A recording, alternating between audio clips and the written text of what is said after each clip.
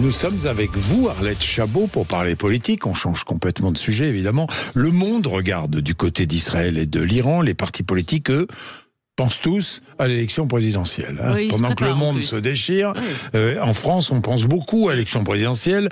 Tous regardent. Il y a un nombre incalculable de candidats potentiels à cette élection. Je sais pas, 20, 25 candidats potentiels. Tous regardent vers 2027. Une campagne d'adhésion qui s'adresse aux honnêtes gens. Qu'est-ce que vous voulez dire par là ? C'est la campagne que lance le parti républicain et Bruno Retailleau, son nouveau président. Alors, il n'y a rien à dire, c'est du grand classique. Quand un parti choisit un nouveau président, il essaye de profiter de la dynamique qu'a créé le choix, la compétition.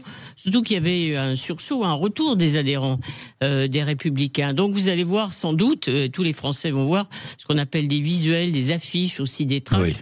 Avec les silhouettes de dos d'un certain nombre de Français. Alors il y a un pompier, une infirmière, un policier, un restaurateur, des Français du quotidien qui sont au service des gens honnêtes. Les gens honnêtes, la France des honnêtes gens, des gens honnêtes, c'est le slogan de campagne d'un certain Bruno Retailleau. Alors, elle est facile à comprendre, cette formule des gens honnêtes. Elle est un peu vieillotte, un peu surannée comme ça, mais un peu nostalgique. Ça convient bien à l'électorat des LR, bien entendu. Les honnêtes gens sont ceux aussi que doit défendre le ministre de l'Intérieur contre les fameux barbares. Vous savez, ceux qui sont... j'allais dire, les effets ou les descendants des 68 arts. Ça aussi, c'est un vieux thème. Nicolas Sarkozy l'avait utilisé pendant très longtemps pour sa campagne en 2007. Et puis, les honnêtes gens, les gens honnêtes, c'est aussi des mots qui sonnent bien dans l'oreille du Rassemblement national, des électeurs du Rassemblement national. On retrouvait cette expression.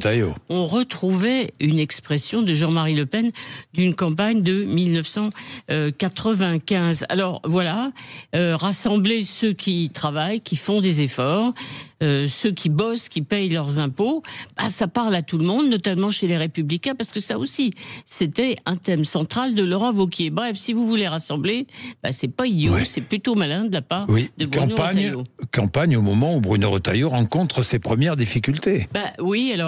C'est le timing qui veut ça, mais c'est vrai qu'il a des petites difficultés, le ministre de l'Intérieur. Il y a eu les violences qui ont suivi le match à Paris, le PSG. Ça a été interprété comme une mauvaise évaluation, sans doute des forces de police qu'il fallait mettre en place. Deuxièmement, le bras de fer avec l'Algérie qu'il a entamé, il est bloqué. Pourquoi ? Parce que le ministre le reconnaît lui-même. Il préfère se taire parce qu'on espère à Paris que Boualem Sansal, notre ami écrivain franco-algérien, pourrait bénéficier d'une grâce dans les jours ou dans les semaines qui viennent. On ne sait jamais. Donc, il fait des opérations spectaculaires, on l'a vu ces derniers jours, 4000 policiers mobilisés dans les gares, dans les bus contre les migrants clandestins. Le ministre annonce de nouvelles mesures, il utilise toujours des mots forts. Bref, il est dans une mauvaise passe, une certaine mauvaise passe que connaissent bien tous les ministres de l'Intérieur.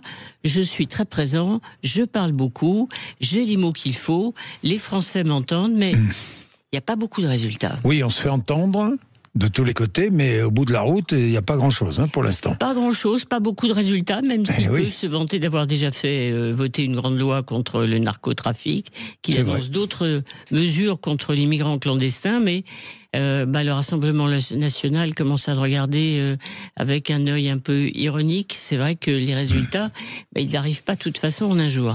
Bien, merci Arlette Chabot, il est 7h51, ça vous fait réagir, vous n'hésitez pas, vous êtes sur l'antenne de Sud Radio.